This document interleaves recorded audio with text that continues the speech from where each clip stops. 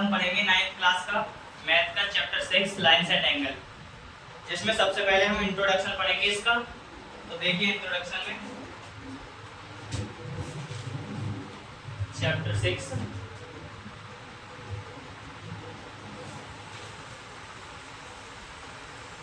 Lines and angles.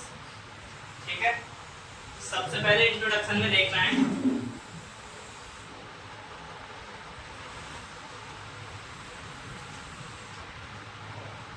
सबसे पहले line क्या होती है वो हमें समझना है। तो ऐसी एक लाइन जो दोनों तरफ को एक्सटेंड हो सके, हम इधर बढ़ाना चाहे तो इधर भी बढ़ जाए, इधर बढ़ाना चाहे तो इधर भी बढ़ जाए, उसे हम कहते हैं लाइन। ठीक है, उसके बाद आता है हमारा एक लाइन सेगमेंट। लाइन सेगमेंट क्या होता है? इसमें लाइन तो होगी लेकिन उसके एंडिंग पॉइंट होंगे दो, यहाँ से लेके यहाँ तक। तो ना ये इधर को बढ़ सकती है ना इधर को बढ़ सकती है। ठीक है, फिर उसके बाद आता है एक हमारा रे क्या होता है? रे होता है, इसका एक स्टार्टिंग पॉइंट तो होगा लेकिन एंडिंग पॉइंट नहीं होगा, ये चलता जाएगा कहीं भी, बहुत सारे हो सकते हैं ये ऐसे करके। ठीक है, तो इसे हम बोलेंगे रे। इसका एक एग्जांपल हो सकता है जैसे कि सनलाइट की जो रे होती है, सनरेज, वो इसका एग्जांपल है। ठीक, उसके बाद आता है तुम्हारा कि कोलिनियर पॉइंट क्या होता है। देखो, एक होता है कोलिनियर पॉइंट। कोलिनियर पॉइंट्स क्या होते हैं तो समझेंगे कि जब एक स्ट्रेट लाइन पर कितने भी पॉइंट्स हों, एक स्ट्रेट लाइन पर जो पॉइंट होंगे, मान लेते हैं एक ए है, ये बी है, ये सी है तुम्हारा, तो ये ए बी सी जितने भी पॉइंट्स होंगे एक स्ट्रेट लाइन पे, वो क्या कहलाएंगे? Collinear point. ठीक है, उसके बाद एक आता है तुम्हारा नॉन कोलिनियर पॉइंट। तो नॉन कोलिनियर पॉइंट क्या होता है? Non collinear point, non collinear point होता है तुम्हारा कि जब ये वाला कोलिनियर पॉइंट क्या था कि एक स्ट्रेट लाइन पर पॉइंट हो, लेकिन नॉन कोलिनियर पे स्ट्रेट लाइन पर नहीं होंगे, कहीं भी हो सकते हैं। यहाँ पे मान लिया एक पॉइंट है, एक यहाँ है, एक यहाँ पे है, एक यहाँ, अगर हम ऐसे करके ये ज्वाइन भी कर दें इसे, तो क्या ये एक स्ट्रेट लाइन पर पॉइंट है? नहीं है। तो ये जब स्ट्रेट लाइन पर पॉइंट नहीं होंगे तुम्हारे, तो ये क्या हो जाएगा? Non collinear point. ठीक, उसके बाद आता है एंगल क्या होता है? एक होता है एंगल। एंगल्स क्या होता है तो देखेंगे कि अगर यहां से ये वाली एक लाइन मान लो, एक ये मान लो, तो दो साइड्स, ये एक साइड ही हो गई वैसे देखा जाए तो, इसे बोलते हैं वर्टेक्स।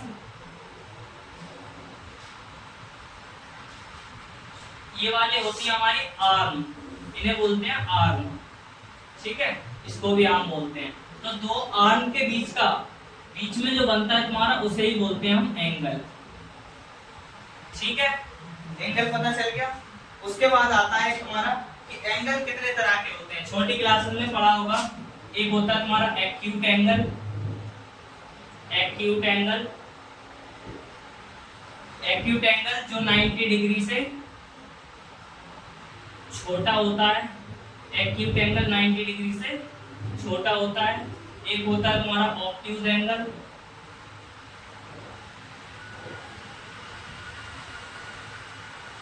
ऑब्ट्यूज एंगल ये तुम्हारा 90 डिग्री से बड़ा होता है। एक होता है तुम्हारा राइट एंगल। तो राइट एंगल 90 डिग्री के बराबर होता है। 90 डिग्री का जो एंगल होगा तुम्हारा वो राइट एंगल कहलाएगा। उसके बाद दो एंगल्स और आते हैं।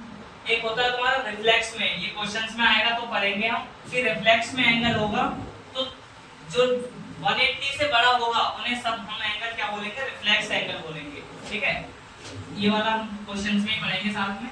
एक होता है तुम्हारा complementary angle.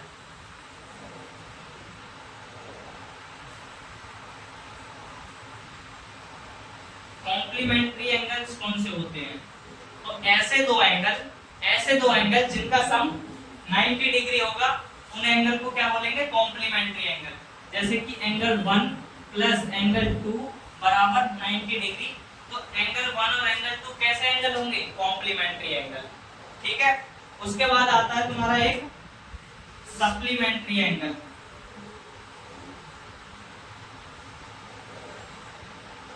Supplementary angle, supplementary angle कौन से एंगल होते हैं? तो ऐसे दो एंगल जिनका सम 180 डिग्री होता है उन एंगल को हम बोलेंगे सप्लीमेंट्री एंगल। जैसे कि एंगल 1 प्लस एंगल 2 बराबर 180 डिग्री। तो ये एंगल क्या हो जाएंगे? एंगल 1 और एंगल 2 सप्लीमेंट्री एंगल। ठीक है। इसके बाद आता है हमारा एक एडजेसेंट एंगल और एडजेसेंट साइड। तो देखिए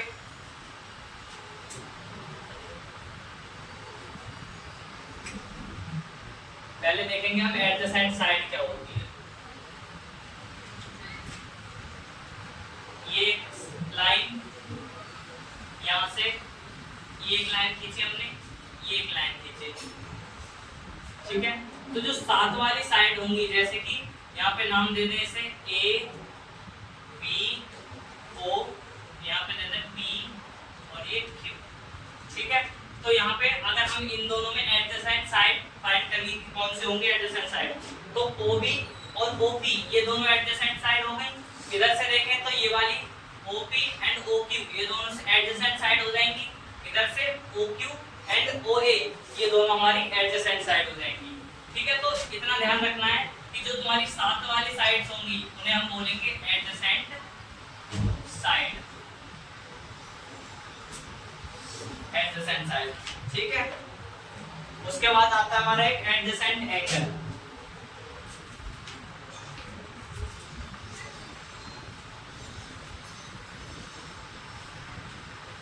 एडजेसेंट एंगल क्या होता है? सेम जैसे कि एडजेसेंट साइड हमारी साथ वाली साइड्स होती हैं, वैसे ही एडजेसेंट एंगल साथ वाले एंगल होंगे हमारे। यहाँ से एक लाइन गई तो ये वाला एंगल और ये वाला एंगल ये दोनों साथ में है, तो ये एडजेसेंट एंगल होंगे दोनों।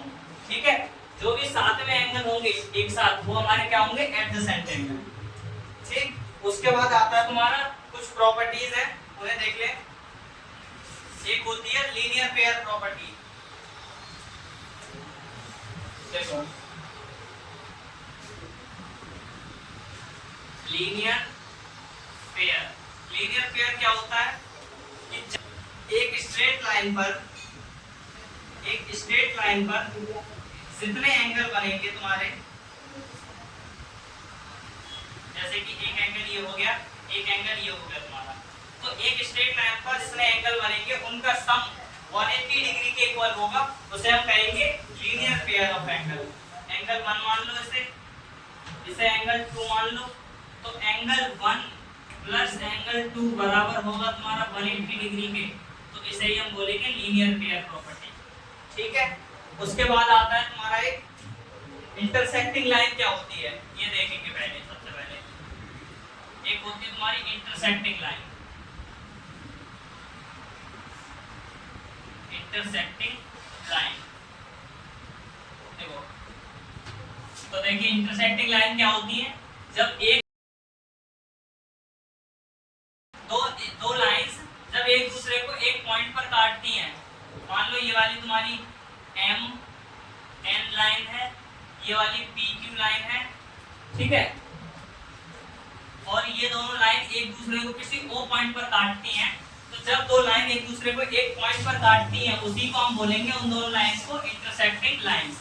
ठीक है। इसके बाद देखेंगे हम non intersecting line.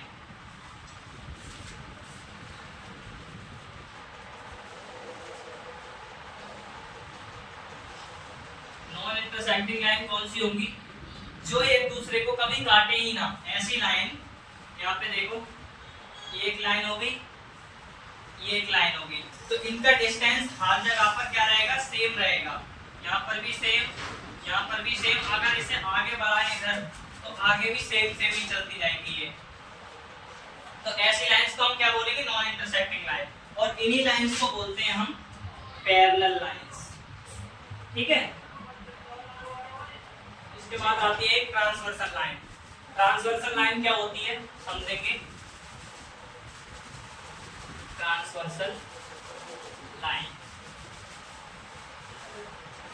Parallel lines पर, पैरेलल लाइंस को अगर कोई एक लाइन काटती हुई जाती है तो उस लाइन को बोलते हैं ट्रांसवर्सल लाइन।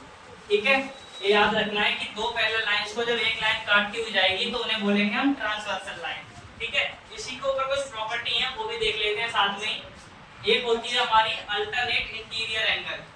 सबसे पहले होता है अल्टरनेट इंटीरियर एंगल। तो इसमें क्या होता है कि ये वाला एंगल इसके बराबर होता है, यानी कि ध्यान रखना है कि जेड सा तुम्हारा बनेगा, जेड की तरह बनेगा ऐसे करके। तो इनके अंदर वाले एंगल, एंगल 1 मान लो इसे, एंगल 2 मान लो इसे, तो एंगल 1 बराबर होगा एंगल 2 के। और ये जेड उल्टा भी हो सकता है इधर को ऐसे ऐसे, तो ये वाला एंगल 3, ये एंगल 4, तो यहाँ से एंगल 3 भी बराबर होगा एंगल 4 के। और इसमें क्या प्रॉपर्टी लगेगी, अल्टरनेट इंटीरियर एंगल। ठीक है, शॉर्ट में इसमें लिख देते हैं हम AIA। ठीक, इसे लिख देते हैं AIA। ठीक, उसके बाद एक होता है तुम्हारा वर्टिकली अपोजिट एंगल। अगर ये वाला एंगल इसके बराबर होगा, यहाँ पे लिख दो एंगल 5, यहाँ लिख दो एंगल 6, ये इसके बराबर है, ये इसके बराबर है, यानी आमने सामने वाले जो एंगल होंगे तो वो हमारे वर्टिकली अपोजिट एंगल से इक्वल होंगे। सेकंड होता है हमारा एंगल 1 बराबर होगा एंगल 5 के। ठीक है, और एंगल 3 बराबर होगा एंगल 6 के। इसमें लगेगा तुम्हारा वर्टिकली अपोजिट एंगल। ठीक है, वर्टिकली अपोजिट एंगल की समझ में आ गया। इसके बाद आता है तुम्हारा एक सेम सेम दिखने वाले। अगर ये वाला एंगल यहाँ पर सेम दिख रहा है किसके, इस वाले के, यहाँ भी ऊपर यहाँ भी ऊपर की तरफ, इधर देखें तो यहाँ ये वाला इधर और यहाँ पर इस साइड, तो ये इधर नीचे आ जाएगा। ठीक है, यहाँ 6 वाला, यहाँ 4 वाला, तो ये वाले सेम दिखने वाले जितने एंगल होंगे वो तुम्हारे क्या होंगे, इक्वल हो जाएंगे। ठीक है, तो यहाँ से हमें देखें हम तो एंगल 5 बराबर होगा किसके, एंगल 2 के, और एंगल 6 बराबर होगा एंगल 4 के। ये वाला होगा हमारा कॉरेस्पॉन्डिंग एंगल, कॉरेस्पॉन्डिंग एंगल। ठीक है, इसके बाद एक और आता है तुम्हारा कि अंदर अंदर वाले ये क्या होंगे, ऐड होके 180 बनाते हैं। जैसे कि यहाँ पे लिखे हम एंगल 3 प्लस एंगल 2 बराबर 180, ये प्लस ये बराबर 180 हो गया। ऐसे इधर भी एंगल 1 बराबर एंगल 1 प्लस एंगल 4 बराबर हो जाएगा 180 के। किस रूल से, तो इनमें भी यही लगेगा तुम्हारा को इंटीरियर एंगल। ठीक है, तो को इंटीरियर एंगल, ये 4 प्रॉपर्टी होगी। पहली अल्टरनेट इंटीरियर एंगल, दूसरी वर्टिकली अपोजिट एंगल, तीसरी कॉरेस्पॉन्डिंग एंगल, चौथी को इंटीरियर एंगल। ठीक है, एक और होती है तुम्हारी, एक होती है एक्सटीरियर एंगल वाली, कि ये वाला बाहर वाला और इधर का ये वाला बाहर वाला इक्वल होगा, एंगल 5 इसके बराबर होगा इधर वाले के। तो वो हमारी ज्यादा यूज नहीं होगी, तो इनमें ही देखते हैं। इसके बाद एक और पहले हम पढ़ चुके हैं लीनियर पेयर वाली, तो वो ज्यादा ध्यान में रखनी है, वो हर क्वेश्चन में यूज होगा। इसके बाद हम एक्सरसाइज 6.1 करेंगे। ठीक है,